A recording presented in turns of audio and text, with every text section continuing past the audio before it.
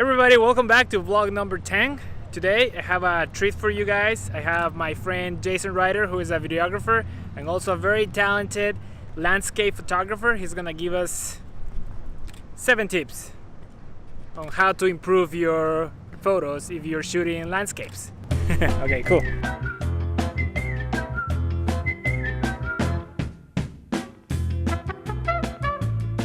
Okay, so tip number 1 is location, and this isn't just a matter of just finding a pretty place. That's half of it. The other half is using something like Google Earth and Google Maps to find something that is going to really give you a sense of what the land's going to look like before you get there, maybe go to a park that you know. But it's also going to be a matter of finding a place that has good foreground, midground, and background, so you have kind of some depth to your landscape photography. Otherwise, it's just going to look like kind of like a touristy postcard, and you want to go for a little bit more than that. Okay, so tip number 2 is, again, time of day. So you'll notice that most professional level landscape photos are taken during sunrise and during sunset. And that is because the lighting is the most beautiful. They have things like the blue hour and the golden hour and the magic hour. Get to know those things and understand them and kind of study photography, landscape photography, and see why that's important. You'll get the idea when you start studying photos. Tip number 3 is dress and prepare appropriately. So if tip number 2 was time of day, if you're thinking sunsets and sunrises can be very cold. And sometimes you need to be on site for a very long time. Part of photography is patience, and if you need to be in the cold for a long period of time, you need to dress appropriately so that you're not shaking your camera, or just so that you're not miserable. So bottom line is, prepare before you go so that you're not wasting your time once you get there. Tip number 4 is patience. You should watch a lot of landscape photography vlogs, and the one theme that you'll see throughout those is that people are very patient with their photography, with their locations. So they're going to spend a lot of time there getting to know a place and understand how the lighting works and where the animals are and all that good stuff. But it also has to do with the shot that you take.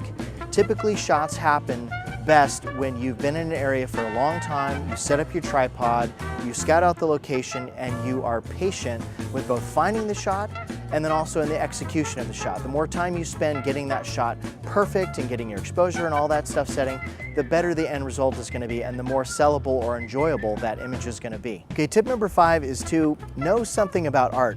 A lot of the great photographers, regardless of genre, whether it's weddings or landscape or street photography, they know a thing or two about art. They've studied some artists, they look at art books, they go to museums. Knowing stuff about line and composition and color and form and shape, that all is going to help your composition. And even though nature is just kind of out there, the really good nature photographers, wildlife photographers, they know how to use the landscape and the topography and the way the sun is coming through to kind of create an image where your eye has a place to go. It has something to follow. It's not just an open canvas where the eye wanders, but there's purpose to those images.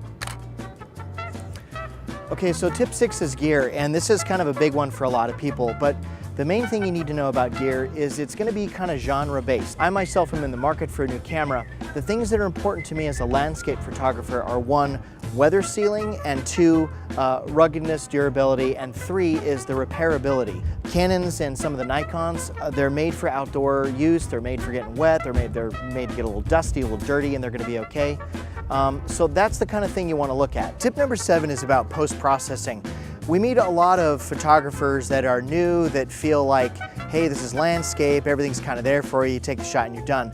But the truth is, if you want to compare yourself to someone like Ansel Adams, you got to know that that dude, Ansel Adams, created post-processing for landscape photography. He would spend dozens of hours on a single image.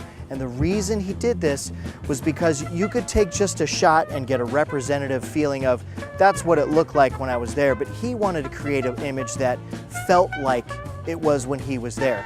So he did a lot of post-processing manipulation to make the image look like the way it felt to be there. And those are the images that are really going to touch a person's heart and cause them to want to have it in their home.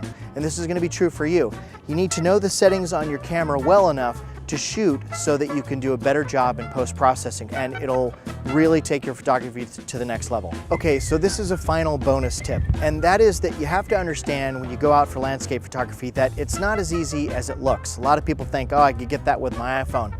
The truth is, to make a sellable image takes time and takes lots of practice. When I first started, I was doing about 10,000 frames a year.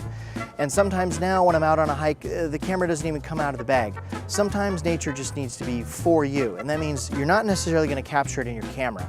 Relax, have a good time, go out for a hike, and the photos will come to you when they're ready to be shot. All right, everybody, thank you for watching. That's it for today. Thanks a lot, Jason, for all the amazing tips. And I want to thank Antonio for allowing me to be part of his video, and he's going to put up a link to our website, and I say our because there's another amazing photographer that you got to check out, and that's my wife Heather.